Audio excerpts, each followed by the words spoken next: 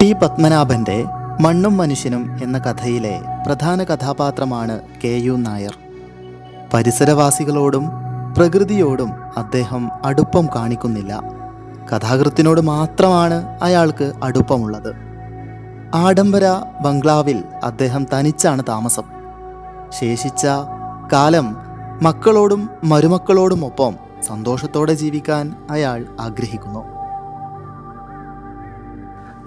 പരിസരങ്ങളിലെ മരങ്ങൾ അദ്ദേഹത്തെ സംബന്ധിച്ച് ഇരുട്ട് പരത്തുന്നതും അനാവശ്യവുമാണ്. മരങ്ങൾ മുറിച്ചാലും ജീവജാലങ്ങൾ ഇല്ലാതായാലും തൻ്റെ വീടും പരിസരവും വൃത്തികേടാകരുത് എന്ന ചിന്തയാണ് അയാൾക്ക്. പ്രകൃതിയോട് ഇണങ്ങി ജീവിക്കാൻ കെ.യു. നായർക്ക് താല്പര്യമില്ല. മക്കൾ നാട്ടിലേക്ക് വരുന്നില്ലെന്ന് പറഞ്ഞതോടെ അദ്ദേഹം കൂടുതൽ ദുരിതത്തിലേക്ക് പോയി.